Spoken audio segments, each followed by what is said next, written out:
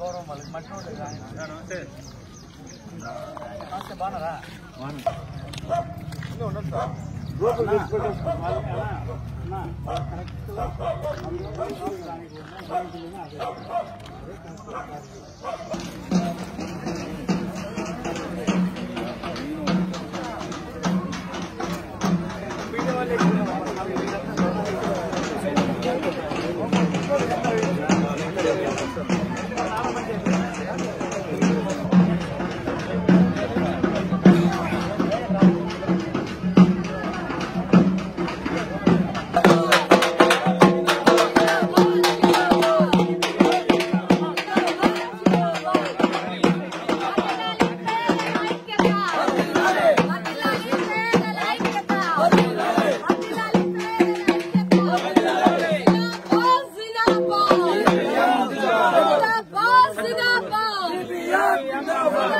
కోసం వచ్చాము, మీరు అన్యాయంగా అడ్డుకుంటున్నారు.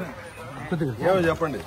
ఇప్పుడు నిజంగా నిన్నటి దాకా ఇల్లు కట్టుకుంటా ఉండేవాళ్ళేమో చలామణి అయిపోతారు, నిజమైనటువంటి పేదవాళ్ళు వస్తే అడ్డుకుంటా ఉన్నారు.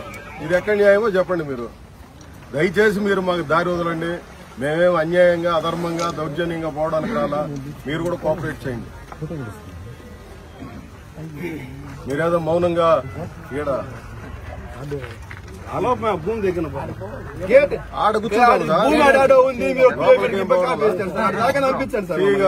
కదా సార్. ఇప్పుడు మేము న్యాయం కోసం ఇక్కడికి వచ్చాము. నిన్నటి దాకా అక్రమంగా నిర్మాణాలు జరిగినాయి. అంటే పేదవాళ్ళు సామాన్యులు ఎర్రజెండా వాళ్ళు వస్తే మాత్రం మీరు రానిరు. నిన్నటి దాకా ఇష్టానుసారంగా లక్షల రూపాయలు పెట్టి అమ్మకాలు చేసి కొనుగోలు చేస్తా అమ్మకాలు చేస్తున్నారు. మేము కలెక్టర్ గారిని కలిసాం, ఆర్డీఓ గారిని కలిసాం, ఎంఆర్ఓ గారికి చెప్పాం. ఇది అన్యాయము, ఈ పద్ధతి కరెక్ట్ కాదు. ఇక్కడ ఇదే స్థలాల్లో పేదలందరికీ ఇల్లు కట్టించి మరీ ఇస్తామని చెప్పి స్వయంగా ఎమ్మెల్యే గారు చెప్పారు. ఇప్పుడేమో వేరే చోట ఇల్లు కడతా ఉన్నారు. మేము ఇక్కడ మీరిచ్చినటువంటి హామీని అమలు చేయమని చెప్పి మేము వచ్చింది. 16 నెలలు అయింది అధికారంలోకి వచ్చి ప్రభుత్వం. ఈ రోజు దాకా ఒక మాట లేదు. మేమేదో న్యాయం కోసం వచ్చి ఇస్తామంటే మీరు ఎంతమంది పోలీసులు వచ్చి అడ్డుకోవడం ఏమి న్యాయమో నాకు అర్థం కావడం లేదు సార్. దయచేసి మీరు కోఆపరేట్ చేయండి. మేము పోతాము. ఏమి రహస్యంగా హఠాత్తుగా వచ్చింది కాదు, అందరికీ చెప్పి వస్తున్నాము. కలెక్టర్ గారికి చెప్పాము, ఆర్డీఓ గారికి చెప్పాము, ఎంఆర్ఓ చెప్పాము, మీకు కూడా చెప్పాము, ఏఎస్పీ గారు, డీఎస్పీ అందరికీ చెప్పి ఈవెన్ ఎమ్మెల్యే గారు కూడా రాత్రి మాట్లాడాడు. ఇది న్యాయం కాదు కదా అంటే మేము న్యాయం చేస్తాను అన్నారు. న్యాయం చేయడం అంటే ఏం న్యాయమో? కలవడం ఏది సార్? కలవడం ఇప్పుడు మేము కలిసే లోపల ఇక్కడ అదృశ్యం అయిపోతుంది. ఇక్కడ ఉన్నటువంటి ప్రభుత్వ భూమి అదృశ్యం అయిపోతుంది. ఎట్లది? ఏమి న్యాయం? న్యాయం కాదు కదా.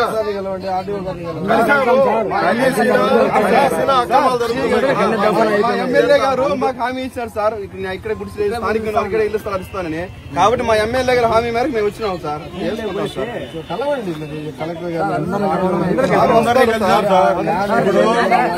పోలీసులకి మాకు సమస్య కాదు.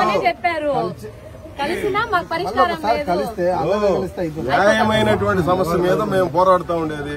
ఇక్కడ ఉన్నటువంటి వాళ్ళు పేదవాళ్ళకి ఇండ్లు లేవు. 2700 పట్టాలు ఇచ్చారు జగన్ గవర్నమెంట్ లో. 2700 పట్టాలు ఇచ్చారు. పట్టాలు ఇచ్చారు, స్థలం చూపిలేదు సార్ ఈ రోజు దాకా. ఆ రోజు నుంచి పోరాటం. ఈ రోజు ఏదో కూటమి ప్రభుత్వం వచ్చింది ఇస్తామని చెప్పారు. ఆ ప్లేస్ కూడా చదువు దాన్ని అమ్ముకున్న వాళ్ళు సార్ ఇంకోటి సార్ రెవెన్యూ సార్ అక్రమంగా మాత్రం కొత్త పట్టాలు సృష్టించుకొని భూమి మాత్రం ఆక్రమిస్తుంది. ఇక్కడ ఇప్పుడు 7 ఇళ్లు కట్టినారు. అక్కడ కట్టినారు సార్, 7 ఇళ్లు కట్టారు సార్. 7 ఇళ్లు కట్టారు.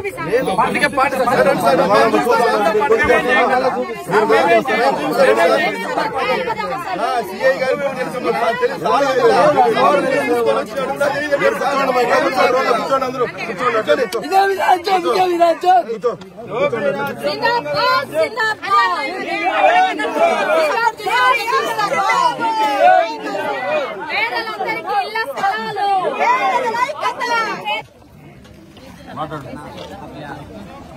ఇవ్వాలి అర్హులైన పేదందరికీ ఇళ్ల స్థలాలు, అర్హులైన పేదలందరికీ ఇళ్ల స్థలాలు, అర్హులైన పేదలందరికీ ఇళ్ల స్థలాలు నిలబెట్టుకోవాలి. ఎమ్మెల్యే గారు ఇచ్చిన హామీని, ఎమ్మెల్యే గారు ఇచ్చిన హామీని, ఎమ్మెల్యే ఇళ్ల స్థలాలు, స్థానికంగా కాపురం ఉన్న వాళ్ళకి స్థానికంగా ఇళ్ల స్థలాలు. మిత్రులారా అందరికీ నమస్కారం. ఉమ్మడి సిట్టిపల్లి పంచాయతీలో గత ప్రభుత్వం నిరుపేదలుగా 2740 మందిని ప్రభుత్వమే వీళ్ళు నిరుపేదలు, వీళ్ళకి రాష్ట్రంలో ఎక్కడ ఇంటి స్థలం లేదు కాబట్టి వీళ్లకు ఇంటి స్థలం ఇవ్వడానికి అన్ని రకాలుగా అవకాశం ఉన్నటువంటి వాళ్ళని చెప్పి 2740 మందిని గుర్తించి గతంలో పట్టాలు మంజూరు చేయడం జరిగింది. ఇదే సిపిఎం పార్టీగా మేము చెప్పిన లిస్ట్ కాదు, మేము చెప్పిన సంఖ్య కాదు. కానీ ప్రభుత్వం ప్రకటించిన 2700 మందికి ఇక్కడే ఇళ్ల స్థలాలు ఇస్తామని చెప్పి ఈ సర్వే నెంబర్లోనే మొత్తం కూడా 2019-20 సంవత్సరంలో ఈ రోడ్డు 1295/4లో ఉన్నటువంటి 41 ఎకరాల ప్రభుత్వ స్థలాన్ని మొత్తం జేసీబీలు పెట్టి చదువులు చేసి రాళ్ళు నాటి లేఅవుట్ వేశారు.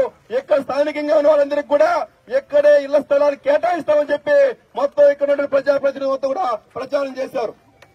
మేమందరం కూడా ఇక్కడ స్థానికంగా ఉన్నటువంటి ప్రజలందరూ కూడా స్థానికంగా ఉన్నటువంటి వాళ్ళకందరికీ స్థానికంగానే ఇళ్ల స్థలాలు ఇస్తామని చెప్తే అందరూ కూడా సంతోషం వ్యక్తం చేశారు. ఇక్కడ ప్రభుత్వం చాలా గొప్ప పని చేస్తోంది, మంచి పని చేస్తుంది అని చెప్పి అందరూ అనుకున్నారు. అయితే ఈ భూమికి విలువ పెరగడంతో కొంతమంది ప్రజాప్రతినిధులు, అధికారులు స్వార్థపూరితంగా, ఉద్దేశపూర్వకంగా దీన్ని ప్రజలకు ఇవ్వడం లేదు. రెవెన్యూ సర్వే అకాడమీ ట్రైనింగ్ వాళ్ళకు ఈ స్థలాన్ని ఇస్తామని చెప్పి ప్రకటించారు. ప్రకటించి 5 ఏళ్లు పూర్తయిపోతా ఉంది. ఇంతవరకు ఆ రెవెన్యూ సర్వే అకాడమీ ట్రైనింగ్ వాళ్ళు ఈ పక్క వచ్చే ఇప్పుడు కూడా కనీసం ఒక చూసి పోయిన పరిస్థితి కూడా లేదు. అంటే అంత అవసరం లేని వాళ్ళకి అంత పనికిరాని భూమిని ఎక్కడ మీరు ఎందుకు కేటాయించారు?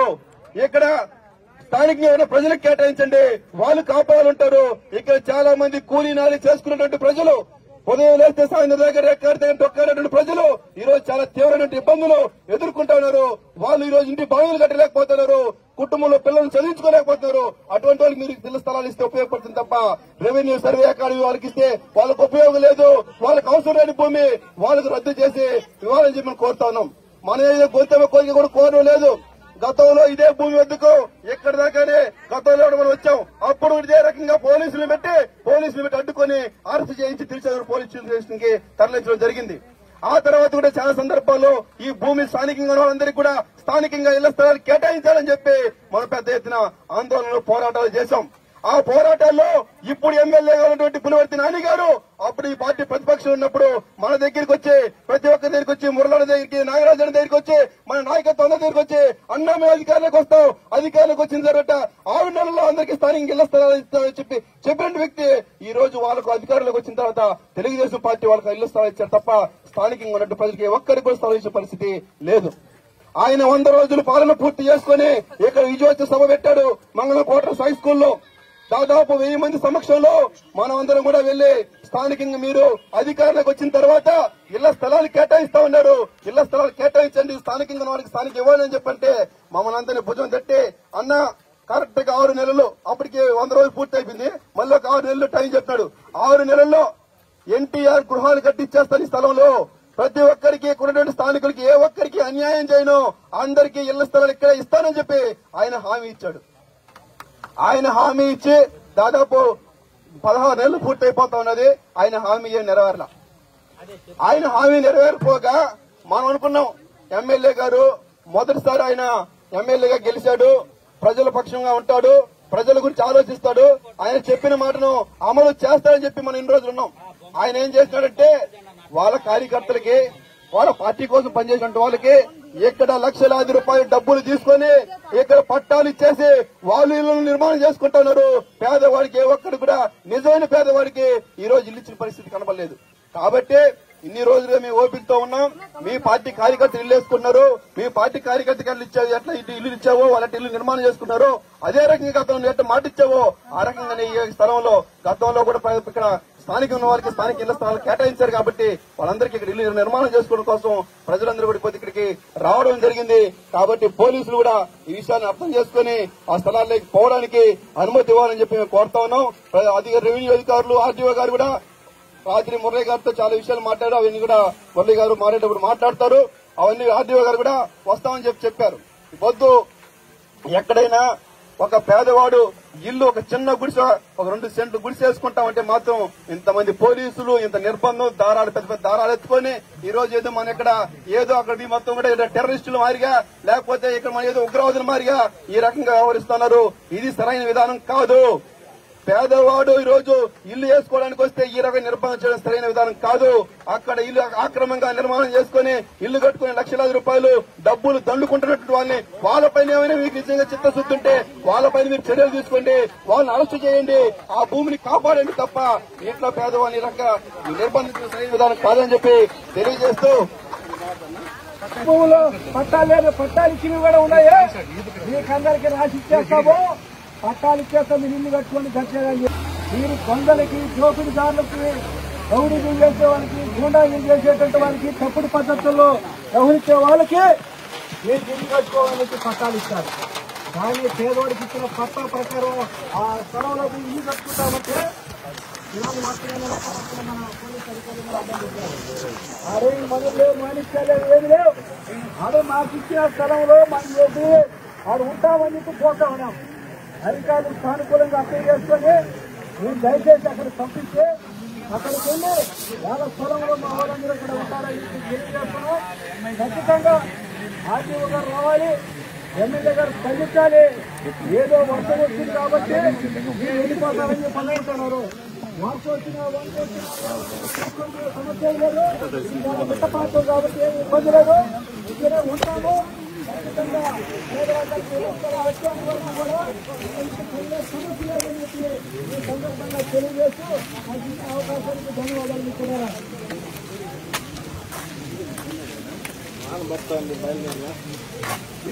మిత్రులారా,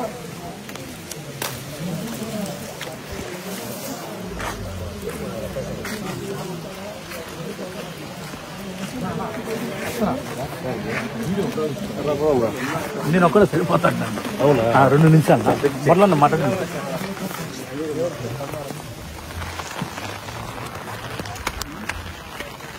నమస్కారం మిత్రులారా.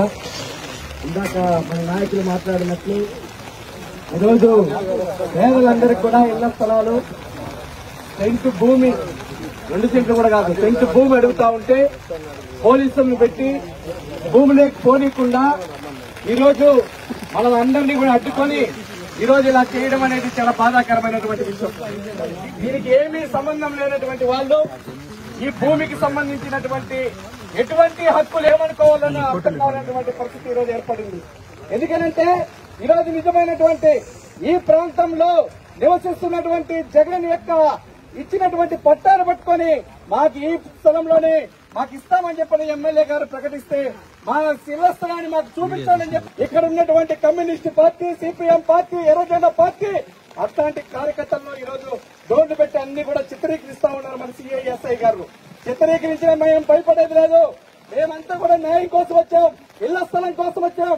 ఇళ్ల స్థలాలు సాధించుకునేంత వరకు ఇక్కడి నుంచి కదిలేదు లేదని చెప్పననేది పోలీస్ అధికారులకు మనం విజ్ఞప్తి చేస్తా ఉన్నాం. ఎమ్మెల్యే గారికి విషయం చెప్తా ఉన్నాం. ఈ సందర్భంగా మీ దగ్గర జరిగినటువంటి రౌడీలకు గూండాలకు కాదు మీరు ఇల్లు ఇవ్వాల్సింది, ఇక్కడ ఉన్నటువంటి పేదలకు. బీటీఆర్ కాలనీలో చాలా మంది పేదలంతా కూడా ఇళ్ల స్థలాల కోసం గత 6 ఏళ్లు 7 ఏళ్ల నుంచి అర్జీలు పెడతా ఉన్నారు. మీరు ఎమ్మెల్యే కాకముందు నుంచి కూడా అర్జీలు పెడతా ఉన్నారు. అర్జీలు పెడతా ఉంటే కనీసమైనటువంటి బాధ్యత లేకుండా మీ దగ్గర నిన్న మొన్న చేరినటువంటి వైసీపీ లీడర్లకు మీరు ఇక్కడ స్థలంలో మీరు పోయి వేసుకోండి, మీరు పోయి ఇల్లు వేసుకోండి, దాన్ని 10 లక్షలకు అమ్ముకోండి, 20 లక్షలకు అమ్ముకోండి అని చెప్పిన పద్ధతిలో ఈ రోజు ఎమ్మెల్యే గారు ప్రోత్సహించడం అనేది చాలా దుర్మార్గమైనటువంటి విషయం. కాబట్టి ఈ రోజు మేము భూములకు పోతాం, ఆ భూమిలోనే నివసిస్తాం, ఆ భూమిలో ఇల్లు కడతామని చెప్పని ఈ సందర్భంగా ఎమ్మెల్యే గారికి కూడా విజ్ఞప్తి చేస్తా ఉన్నాం. చంద్రగిరి నియోజకవర్గంలో ఎమ్మెల్యేలకు సంబంధించినటువంటిది విలువైనటువంటి భూములన్నీ కూడా ప్రభుత్వ భూములన్నీ కూడా ఈ ప్రాంతంలో ఉన్నాయి. ఈ ప్రాంతంలో ధరలు వచ్చినాయి, రెక్కలు వచ్చినాయి, ధరలకు భూములకు రెక్కలు వచ్చినాయి.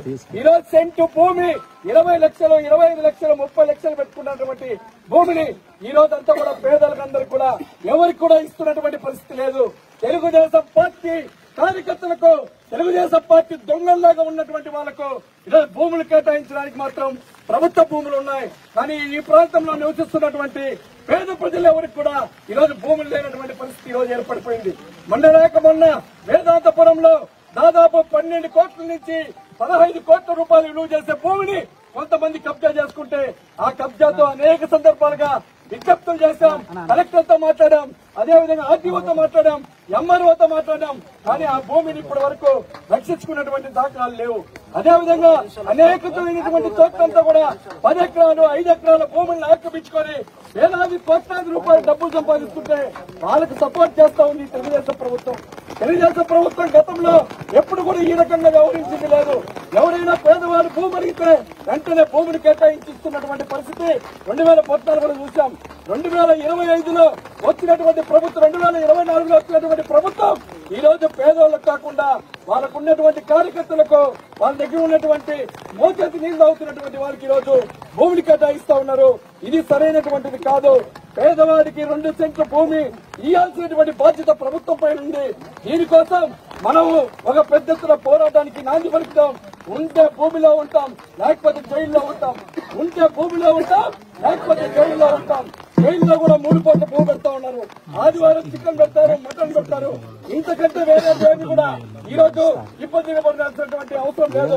కాబట్టి ఆ భూములకు మమ్మల్ని పాటియండి. మేము అడిగింది 2 సెంట్లు మాత్రమే. మీరు లక్షల రూపాయల డబ్బులకు సంబంధించినటువంటి అమ్ముకుంటా ఉంటే వాళ్ళపైన ఎటువంటి చర్యలు తీసుకోలేదు అని చెప్పేటువంటి ఉద్దేశంతో ఇక్కడికి రావడం జరిగింది. నిజంగా ఇక్కడ వచ్చినటువంటి వాళ్ళందరూ కూడా ఈ రోజు ఉన్నటువంటి పరిస్థితుల్లో రెంట్ కట్టుకోలేక, వాళ్ళకి వచ్చేటువంటి జీతాలు కుటుంబాన్ని నడుపుకోలేక, భర్తలు ఇళ్లకు డబ్బులు ఇవ్వక తాగుబోతులయ్యి కనపడలేదు. అధికారులకి మనం గోడలు లేపేటప్పుడు కలెక్టర్ గారికి అర్జీ ఇచ్చాం. ఈ మరిగా వెన్నుదండుగా ఉంటున్నారు. ఇది కరెక్ట్ కాదు. ఇది ఇట్లా కొనసాగడానికి వీల్లేదు. సిపిఎం పార్టీ ఎక్కడ తిరుపతిలో చాలా చోట్ల ఇల్లు ఇచ్చింది. అదే విధంగా కూడా ఇక్కడ అక్రమ నిర్మాణాలు చేస్తే అదే రకంగా భూములకి పోవాల్సి వస్తుందని హెచ్చరిస్తున్నారు. కాంగ్రెస్ అవకాశం చూడడానికి ధన్యవాదాలు. కూర్చోండి, సారు మాట్లాడతారు, మురళి గారు మాట్లాడతారు. వాళ్ళు మాట్లాడే విషయాన్ని కూడా మీకు అర్థం అవుతుంది. అందరూ దయచేసి కూర్చోండి. మురళి గారు మాట్లాడిన తర్వాత సారు ఆర్టీఓ గారు ఇటీవలంటే దగ్గర 6-7 నెలలు అయిపోయిందాము. సార్ వచ్చాడు 3 నెలలు సార్. 3 నెలల్లోనే మీరు చాలా అద్భుతాలు సార్ వచ్చి ఇక్కడికి మనకు తిరుపతికి ఆర్టీఓగా దాదాపు 1 ఏడాది కాలం పూర్తిగా వస్తా ఉంది. మనం సిమ్స్ పోరాటం సందర్భంగా కూడా సారు డీల్ చేసే మెథడ్ ని మనం చూసాము. నిన్న కూడా ఆర్టీఓ గారు మాట్లాడి నేను పేదలకి న్యాయం చేస్తానని చెప్పి చాలా స్పష్టంగా చెప్పారు. మేము కోరింది ఒకటే, సార్ ఇక్కడ ఈ సర్వే ట్రైనింగ్ అకాడమీ పేరుతో ఉన్నటువంటి భూముల్లో ఎన్టీఆర్ గృహాలు నిర్మిస్తామని చెప్పి పేదవాళ్ళకి ఇస్తామని చెప్పి స్వయంగా ఎమ్మెల్యే గారే ఇక్కడికి వచ్చి వేలాది మంది సమక్షంలో, ఇప్పుడన్నా తక్కువ మంది ఉన్నారు, ఆ రోజు 1000 మందికి పైగా ఉన్నారు పేదవాళ్ళందరూ కూడా. వాళ్ళ సమక్షంలో ప్రకటన చేశారనే విషయాన్ని ఆర్డీఓ గారికి చెప్పడం జరిగింది. ఎమ్మెల్యే గారు కూడా నిన్న మాట్లాడారు, కలెక్టర్ గారు కూడా ఆర్డీఓ గారితో మాట్లాడారని చెప్పారు. మనం కోరేది ఒకటే, ఇక్కడ ఉన్నటువంటి పేదవాళ్ళకి ఏదో సిపిఎం పార్టీ పేదవాళ్ళకి ఇవ్వండి, వైసీపీ పేదవాళ్ళకి ఇవ్వండి, తెలుగుదేశం పార్టీ పేదవాళ్ళకి ఇవ్వండి అని మనమేం చెప్పలా. మనం చాలా స్పష్టంగా చెప్తున్నాం, అర్హులైనటువంటి పేదవాళ్లకి ఇక్కడ ఇళ్ల స్థలాలు ఇవ్వాలి అని చెప్పి మొదటి నుంచి మనం పోరాడుతున్నాం. నిన్న మీ అందరి తరఫున అదే విషయాన్ని ఆర్డీఓ గారికి నేను చెప్పాను. ఆర్డీఓ గారు చెప్పింది ఏమంటే, అర్హులైనటువంటి వాళ్ళకి ఇచ్చే బాధ్యత నేను తీసుకుంటానని చెప్పి స్వయంగా నేను వాళ్ళందరి సమక్షంలో కావాలంటే చెప్తాను అని చెప్పి సార్ చెప్పారు. మనమేదో ఇక్కడ ఎట్లో గట్ట ఆ భూముల్లోకి పోయి దూరి అక్కడ జెండాలు నాటి మన ప్రతాపం చూపించడం కోసం ఇక్కడికి రాలా. మేము ఒక నిరసనను తెలియజేయడం కోసం వచ్చాం. దురదృష్టం ఏంటంటే, ఎవరైతే మనకు హామీ ఇచ్చారో పేదలకి ఇళ్ల స్థలాలు ఇస్తామని చెప్పి వాళ్ళు ఈ రోజున ఇక్కడ అన్యాయంగా అధర్మంగా ఆక్రమించి కడుతున్నటువంటి పరిస్థితిని మనం కలెక్టర్ దృష్టికి తీసుకోబోయాం. అదే మాదిరి ఆర్డీఓ గారి దృష్టికి కూడా తీసుకోబోయాం. ఇది సరైనటువంటిది కాదు. పేదలకు వాళ్ళు పేదలైతే వాళ్ళకి ఇవ్వండి, మేమేం అభ్యంతరం చెప్పడంలే. మీ పరిశీలనలో మీరు పరిశీలన చేసి పేదలైతే పేదలకు ఇవ్వండి. అట్లా కాకుండా అధికార పార్టీ వాళ్ళు కాబట్టి మేము వరుస ఇచ్చేస్తాం, వీళ్ళెవరు ఏ పార్టీకి సంబంధించిన వాళ్ళు కాదు, కూలోళ్లు నాలోళ్లు పేదోళ్లు కాబట్టి మేము పట్టించుకోమంటే కుదరదు సార్. మేము పేదల తరపున పోరాడే పార్టీ మీకు అందరూ కూడా తెలుసు. సిపిఎం గా మేము స్పష్టంగా ఆ రోజున పోరాటాలు చేశాము. ఆ రోజు అధికారులందరూ కూడా ఇచ్చినటువంటి హామీకి భిన్నంగా ఈ రోజు పోతా ఉంది. ఆ ఆక్రమణల్ని మీరు అడ్డుకోండి, వాటిని కూల్చేయండి, నిజమైనటువంటి పేదవాళ్ళకి వాళ్ళకి ఇవ్వండి, ఎవరికి ఇచ్చినా మాకు అభ్యంతరం లేదని నేను మీ అందరి తరఫున సార్తో చెప్పడం జరిగింది. అధికారులందరితో కూడా అదే విషయాన్ని చెప్పాం. నేను ఇప్పుడు ఇక్కడ ఆర్డీఓ గారిని మీ అందరి సమక్షంలో కోరేదేమంటే, చంద్రబాబు నాయుడు గారు 16 నెలలైంది అధికారంలోకి వచ్చిన తర్వాత ఆ ప్రభుత్వం ఒక విధాన ప్రకటన చేసింది. పట్టణ ప్రాంతాల్లో 2 సెంట్ల భూమి, గ్రామీణ ప్రాంతాల్లో 3 సెంట్ల భూమి పేదలకు మేము ఇస్తామని చెప్పారు. గత ప్రభుత్వ హయాంలో 2750 పట్టాలు ఈ ప్రాంతంలో ప్రజలకు ఇచ్చారు. పట్టాలు చేతుల్లో ఉన్నాయి, ఇళ్ల స్థలాలు ఏమీ లేవు. ఇక్కడ ఉన్నటువంటి నాయకులు చాలా మంది అక్రమాలకు పాల్పడినారు. ఆ రోజు కూడా వ్యతిరేకంగా మేము పెద్ద ఎత్తున ఉద్యమం చేశాం. ఒక్కొక్కరి దగ్గర నుంచి 50,000, 60,000 తక్కువ లేకుండా డబ్బులు ఆ రోజున వసూలు చేసి పేదల ఉసురు పోసుకున్నారు. ఆ విషయాన్ని కూడా మేము కంప్లైంట్ చేశాం. మాకేమి కూటమి ప్రభుత్వము వైసీపీ ప్రభుత్వం అన్నటువంటిది ఏమీ లేదు. పేదలకు న్యాయం జరిగే కాడ పేదల పక్షాన ఉన్నటువంటి వాళ్ళు ఎవరైనా వాళ్ళని సమర్థిస్తాం. పేదలకు వ్యతిరేకంగా అన్యాయంగా ప్రవర్తించే వాళ్ళు ఎప్పుడైనా వ్యతిరేకిస్తాం. ఆ 2750 పట్టాలు ఎత్తుకొని మాకు స్థలం చూపించండి అని చెప్పి చాలా పెద్ద ఎత్తున గత ప్రభుత్వ హయాంలో పోరాడినాం. ఇట్లా విచ్చలవిడిగా అమ్ముకున్నటువంటి వాళ్లకు సంబంధించి కూడా ఆ రోజున చాలా గట్టిగా పోరాడినాం. ఈ రోజు అదే ధోరణి కనిపిస్తే ఇది పేదలకు ఎవడు న్యాయం చేస్తాడు అనేది ప్రధానమైనటువంటి ప్రశ్న. నేను మీ అందరి తరఫున కోరేదేమంటే, ఆర్డీఓ గారిని ఇక్కడ అక్రమ నిర్మాణాలను అనుమతించబాకండి సార్. కలెక్టర్ గారు స్వయంగా చెప్పారు, కలెక్టర్ గారు కొట్టేసి ఫోటోలు పెట్టండి అని నాకు ఆ రోజున మా నాయకులు పోయి కలిస్తే చెప్పాడు. కానీ ఈ రోజు దాకా అది అమలు కాలేదు. మాకు డౌట్ వచ్చింది. ఈ రోజు ఇక్కడ బిగినైంది, ఆ తర్వాత మొత్తం 42 ఎకరాలకి ఎసురు పెట్టేస్తారన్నటువంటి చర్చ చాలా పెద్ద ఎత్తున బీటీఆర్ కాలనీలో జరుగుతున్నటువంటి నేపథ్యంలో పేదలు మా ఆఫీస్కి వచ్చారు. వచ్చి ఇది అన్యాయమనా, ఆ రోజు ఇచ్చినటువంటి హామీకి భిన్నంగా జరుగుతా ఉంది, మనం అందరూ పోరాడాలని చెప్పి కోరిన నేపథ్యంలో మేము ఇక్కడికి వచ్చాం. మేమేదో ఒక రకంగా మా పార్టీ ప్రతాపాన్ని చూపించడం కోసం లేకపోతే ఇంకోటో కాదు. ఇక్కడ ఉన్నటువంటి అందరికీ తెలుసు, అధికారులు కూడా తెలుసు, నాయకులు కూడా తెలుసు, మేము పేదల పక్షాన ఏ రకంగా పోరాడతామనే విషయం. అందుకని నేను ఆర్డీఓ గారిని కోరేదేమంటే, న్యాయం చేయండి, నిజమైనటువంటి పేదలకు అన్యాయం చేయబాకండి. ఇక్కడ చాలా మంది తెల్లవారితో పనికి పోతే సాయంత్రం దాకా కష్టపడి ఇబ్బంది పడుతున్నటువంటి వాళ్ళకి మీరు ఏ పద్ధతిలో న్యాయం చేస్తారో అది ప్రకటించాలని మేము కోరుతున్నాం. ఈ సందర్భంగా ఆర్డీఓ గారిని నేను కోరేదేమనంటే, పేదవాళ్ళందరినీ ఇప్పుడు 2750 పట్టాలు ఇచ్చారు, మీరు పునః పరిశీలన చేయండి. వాళ్ళందరూ కూడా ఎవరు అర్హులో మీరు పరిశీలన చేసి నిర్ణయం చేయండి. లేదనంటే ఒక తేదీ చెప్పండి, ఫలానా రోజు రండి, అని చెప్పి మీరు అర్జీలు తీసుకున్నామంటే అర్జీలు తీసుకొని మేమందరూ అక్కడికి వస్తాం. మీరు పరిశీలన చేయండి, మీరు డిసైడ్ చేయండి, మేమేమి డిసైడ్ చేయమని చెప్పి చెప్పడంలో. వాళ్ళు అర్హులైతే అర్హులకు అందరికీ ఇవ్వండి అని చెప్పి మేము కోరుతున్నాము. అందుకని నేను ఆర్డీఓ గారికి ప్రత్యేకంగా రిక్వెస్ట్ చేసేది, ఈ పేదలకు జరుగుతున్న అన్యాయాన్ని నివారించండి. ఇక్కడ గతంలో ఏ హామీనైతే ఇచ్చారో ఆ హామీని అమలు చేయడం కోసం మీరు సహకరించండి సార్ అని చెప్పడం కోసమే మనము ఈ ప్రదర్శనగా ఇక్కడ వచ్చాము. ఇంతటి వర్షంలో కూడా మీరందరూ పట్టుదలగా ఈ పోరాటంలో పాల్గొంటున్నారు. ఆర్డీఓ గారిని మాట్లాడవలసిందిగా నేను కోరుతున్నాను.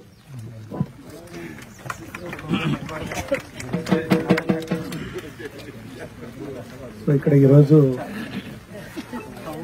ఇల్లు లేని నిరుపేదలైనటువంటి ప్రజలు ఇక్కడికి రావడం జరిగింది. సో అందరు కూడా కొంతమంది ఇల్లు ఆక్రమిస్తున్నారు.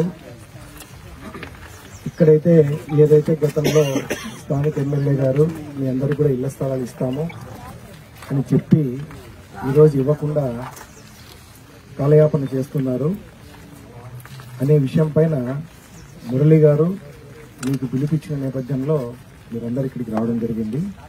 అదేవిధంగా ఇక్కడ ఏవైతే మీరు అక్రమ నిర్మాణాలు అంటున్నారో ఆ అక్రమ నిర్మాణాల గురించి కూడా కలెక్టర్ గారికి వీళ్ళు తెలియజేయడం జరిగింది. తెలియజేసిన తర్వాత కలెక్టర్ గారు నాకు కాల్ చేయడం జరిగింది. నేను కూడా తహసీల్దార్కి చెప్తే ఇమ్మీడియట్ గా స్టాప్ చేయిస్తామని చెప్పారు. అయితే ఆ సందర్భంలో స్టాప్ చేసే సందర్భంలో వీళ్ళు అక్కడికి పోయి ఆపితే మాకు గతంలో తహసీల్దార్ వెంకటరమణ ఉన్నప్పుడు మాకు పట్టాలు ఇచ్చారు సార్, మా దగ్గర పాత పట్టాలు ఉన్నాయి, మేమేం ఆక్రమించట్లేదు, కాబట్టి మాకు పట్టాలు ఇచ్చిన దాంట్లో మేము కట్టుకుంటున్నామని చెప్పడం జరిగింది అన్నారు. అయితే దానిపైన ఒకసారి వాళ్ళని పట్టాలు తీసుకొని కలవమని చెప్పాము. అదేవిధంగా మన దగ్గర హౌస్ సైట్ రిజిస్టర్లో కూడా ఒకసారి వెరిఫై చేయండి, ఇచ్చినవి జినైనా లేకపోతే వీళ్ళు ఊరికే ఫేక్ గా చెప్పి ఆక్రమించే ప్రయత్నం చేస్తున్నారా అని చెప్పడం జరిగింది. అయితే దురదృష్టవశాత్తు కేవలము గడువు ఎక్కువ లేకుండా 2-3 రోజుల్లోనే దాన్ని పూర్తి చేయడం జరిగింది. అయితే ఇమ్మీడియట్ గా నాకు రెండోసారి కంప్లైంట్ వచ్చినప్పుడు మళ్ళీ నేను తహసీల్దార్ని అడగడం జరిగింది, ఇమ్మీడియట్ గా స్టాప్ చేయండి. పార్టీ ఏది అనేది కాదు ఇక్కడ ఇంపార్టెంట్, వాళ్ళు పేదలా కాదా. ఒకవేళ పేదలయ్యి గతంలో ఎప్పుడు లబ్ధి పొందలేదు వాళ్ళందరూ కూడా అర్హులు, ఇంటి పట్టాల కంటే ఇస్తాం తప్పనిసరిగా.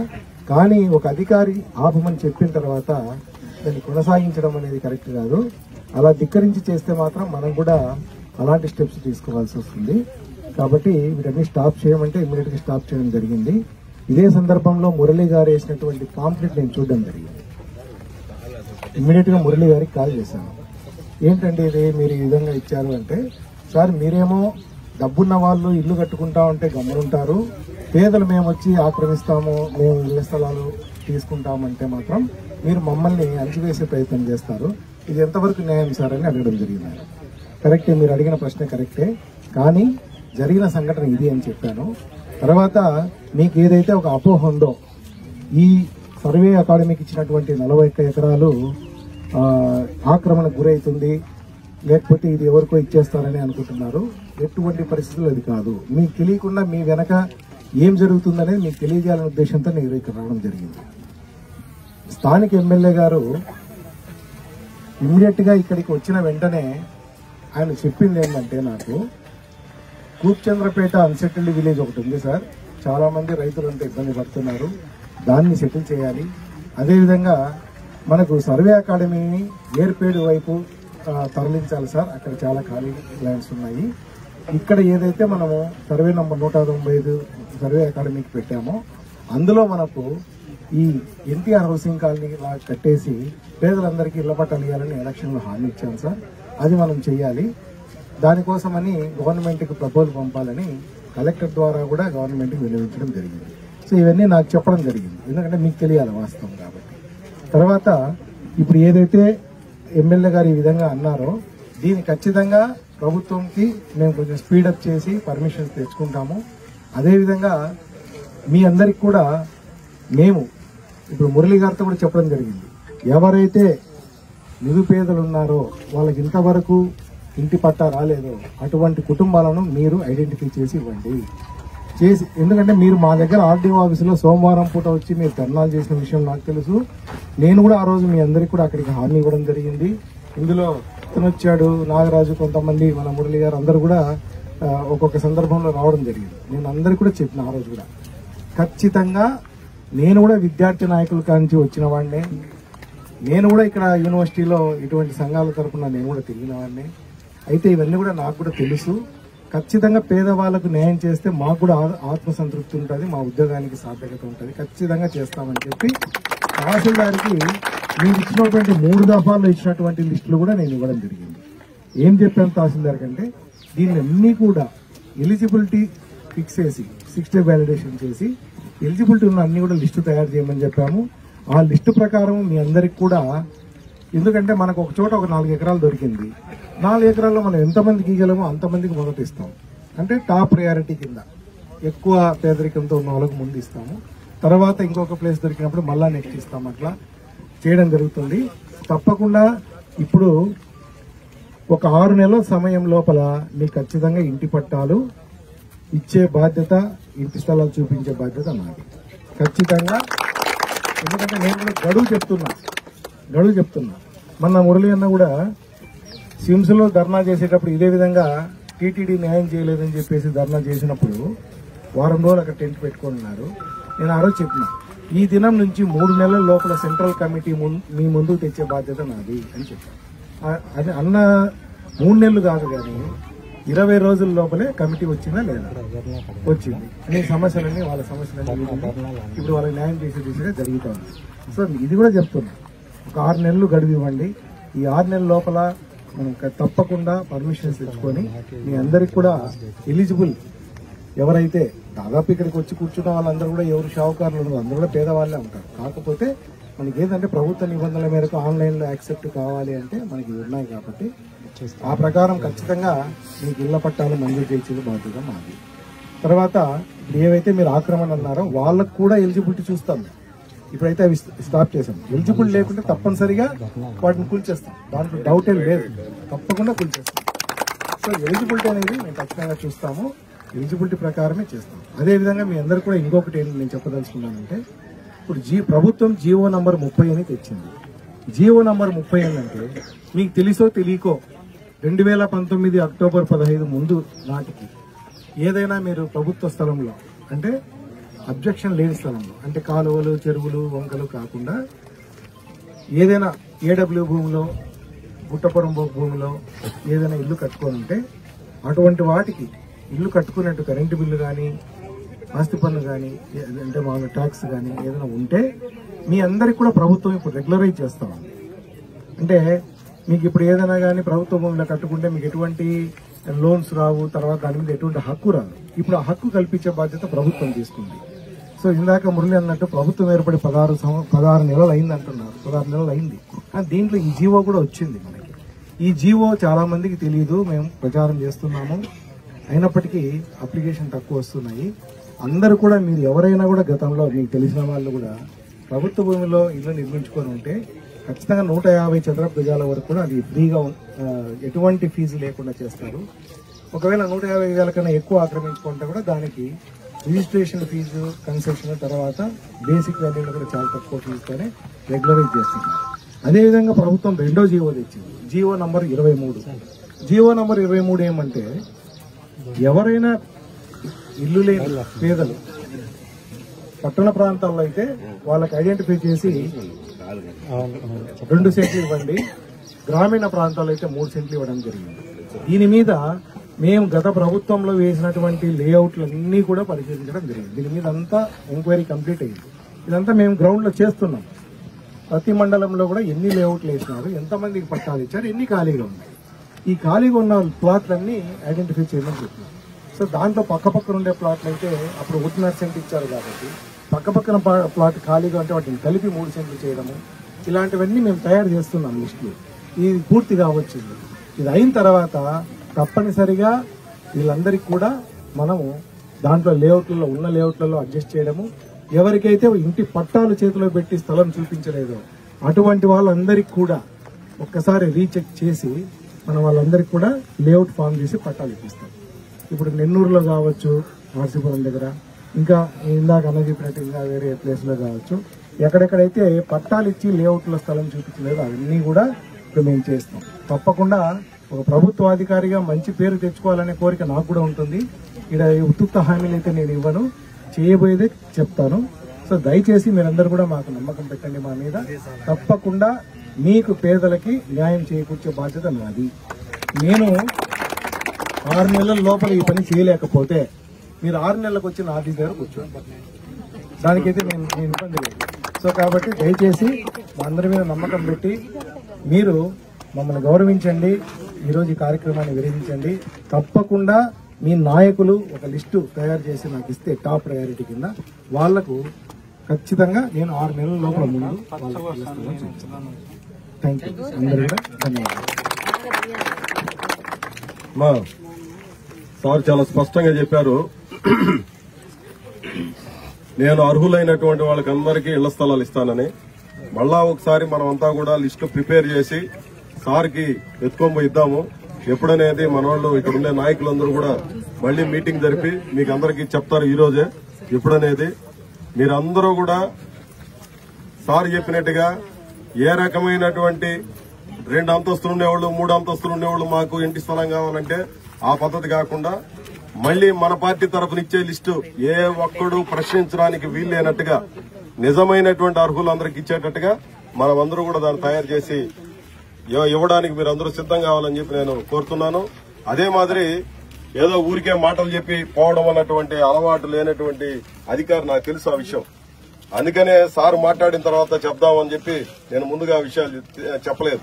గతంలో కూడా ఆయన పనిచేసినటువంటి అనేక చోట్ల పీపుల్ ఓరియంటేషన్ తో అంటే ప్రజానుకూలమైనటువంటి పద్ధతిలో వ్యవహరించే అతి కొద్ది మంది అధికారుల్లో మన ఆర్డీఓ గారు కూడా ఒక్కరు. ఆయన నేరుగా వచ్చి హామీ ఇవ్వడం పట్ల మనం ధన్యవాదాలు ఈ సందర్భంగా తెలియజేస్తున్నాం. నేను నేరుగా ఏదో ఒక రకంగా ఆడికి పోవాలనేది మాకేం కోరికేం కాదు. ఇది విరమించుకోవడానికి మాకు ఎలాంటి అభ్యంతరం లేదు. రెండవది సార్ చెప్పినట్టుగా వాళ్ళు అర్హులైనటువంటి వాళ్ళు అనుకోండి, వాళ్ళకు కూడా అన్యాయం చేయమని మనమేం చెప్పడం లేదు. కాకపోతే కొంతమందికి ఇచ్చి కొంతమందికి ఇవ్వకుండా ఈ పద్ధతి వద్దు. ఇస్తే అందరికి ఇవ్వండి. ఏదో ఇవ్వకపోతే అసలు ఆ వెంకటరమణ గారు ఉన్నప్పుడు ఆయన అది ఎట్లా ఇచ్చాడో మాకు అర్థం కావడం. అంత హఠాత్తుగా ఒక 5 మందికో 10 మందికో ఆయన అసలు విచారణ జరపండి. అది నిజమా కాదా అని చెప్పి విచారణ జరపండి. నిజమది జెన్యూన్ అంటే ఇంత హఠాత్తుగా రాత్రికి రాత్రి కట్టాల్సిన అవసరం ఉంది. అధికారులు ఆపుంటే ఎందుకయ్యా ఆపుతారు, మా దగ్గర పట్టా ఉంది మీరు ఆపేది ఎందుకు అని చెప్పి అధికారులతో ఘర్షణ పడాల్సిన వాళ్ళు అట్లా చేయకుండా రాత్రికి రాత్రి కట్టేశారంటే దాని అర్థమైంది. ఆక్రమించుకున్నటువంటి వాళ్ళు మా పార్టీ నాయకులకు ఫోన్ చేసి అనా మీరు అడ్డుపడబాకండి, మేమేదో చేసుకుంటున్నాము, దయచేసి మీరు కోఆపరేట్ చేయండి అని అడగాలి. ఏ రోజు వాళ్ళు మాకు పట్టా ఉందని చెప్పి చెప్పలా. కాబట్టి నేను ఆర్డీఓ గారికి చేసేది అది అక్రమమైందైతే మాత్రం కఠిన చర్యలు తీసుకోవాలని చెప్పి నేను ఈ సందర్భంగా మీ అందరి తరఫున రిక్వెస్ట్ చేస్తున్నాను. ఎందుకనంటే ఈ ధోరణి ఇట్లా పెరిగితే ఇదొక పెద్ద ఎత్తున విస్తరించిపోతుంది. ఇది ఏ రకంగానూ ఆగదు. ఇది ఒక చోట మొదలైతే చివరికంట ఇట్లాంటివి సాగుతూనే ఉంటాయి. కాబట్టి దయచేసి అట్లాంటి వాటి పట్ల కఠినంగా వ్యవహరించాలని చెప్పి నేను ఈ సందర్భంగా రిక్వెస్ట్ చేస్తున్నాను. వాళ్ళు కూడా అర్హులు అనుకోండి, ఇవ్వండి, అందరితో పాటు ఇవ్వండి, మాకేం అభ్యంతరం ఉంది. మాకేమైనా కోపం, వాళ్ళు ఎవరో కూడా తెలియదు, వాళ్ళ పేర్లు తెలియదు, వాళ్ళు ఎవరు కట్టుకున్నారో మాకు తెలియదు. మాకు ఎలాంటి వ్యతిరేకతలు లేవు. చాలా మంది సార్తో కూడా చెప్పారు వాళ్ళు రెచ్చగొడితే వీళ్ళు రెచ్చగొడితే అని చెప్పి. వాళ్ళు రెచ్చగొడితే వీళ్ళు రెచ్చగొడితే వచ్చేవాళ్ళు కాదు. ఎర్రజెండా ఇక్కడ ఉన్నటువంటి అధికారులకి పోలీసులకి ప్రజలకి అందరికి కూడా తెలుసు అన్యాయం జరుగుతుందని చెప్పి మేము నమ్మాం. ఇక్కడ జరుగుతున్నటువంటి విషయాలన్నీ మా దృష్టికి వచ్చిన తర్వాత ఇది తప్పు అని చెప్పి మేము భావించి సార్ దృష్టికి తీసుకొనిపోయాం, కలెక్టర్ గారి దృష్టికి తీసుకొనిపోయాం. పేదవాడు వస్తే డ్రోన్ కెమెరాలు వచ్చేస్తాయి, వీడియో కెమెరాలు వచ్చేస్తాయి, పోలీసులు వచ్చేస్తారు, రకరకాలు వచ్చేస్తారు. ఇన్ని రోజులు కట్టుకుంటా ఉంటే ఏ ఒక్కరూ పట్టించుకున్నటువంటి పరిస్థితి లేదు. ఇది సరైనటువంటిది కాదు. ఏదో అధికారంలో ఉండే వాళ్ళకే కాదు, ఏ రకమైనటువంటి బలం లేనటువంటి వాళ్ళు, సార్ చెప్పాడు ఇంత మునుపు, బలం లేనటువంటి వాళ్ళు అంటే కాళ్ళకి చెప్పులు లేని వాళ్ళు, తలకు నూనె లేనటువంటి వాళ్ళు, పని చేస్తే తప్ప బతకలేనటువంటి వాళ్ళకి అండగా నిలబడాలని చెప్పి ఈ సందర్భంగా నేను రిక్వెస్ట్ చేస్తూ సారు విజ్ఞప్తి మేరకు మనం ఈ కార్యక్రమాన్ని విరమించుకొని ఇక్కడి నుంచి అందరూ వెళ్దాము. మన ఆఫీస్కి వెళ్లి అక్కడ కూర్చొని మాట్లాడుకుందాము. ఇది మీరంతా కూడా మనం స్పష్టంగా ప్రతి వీధికి ఎంతమంది అర్హులు ఉన్నారో అవన్నీ కూడా లిస్టు తయారు చేసి ఎప్పుడు మా ముఖ్యమంత్రి గారు 7వ తారీఖు వస్తున్నారు కాబట్టి సార్ని రేపు ఎల్లుండి మనం ఇబ్బంది పెట్టలేం. 8వ తారీఖు 9వ తారీఖు మనం వెళ్లి సార్కి ఆ రిప్రజెంటేషన్ ఇద్దామని చెప్పి మీ అందరికీ తెలియజేస్తూ సహకరించినటువంటి అందరికీ ఇక్కడ ఉన్నటువంటి అధికార యంత్రాంగానికి ఉద్యోగులకు అందరికీ పేరు పేరున సిపిఎం పార్టీ తరఫున ధన్యవాదాలు తెలియజేస్తూ సెలవు. నమస్కారం.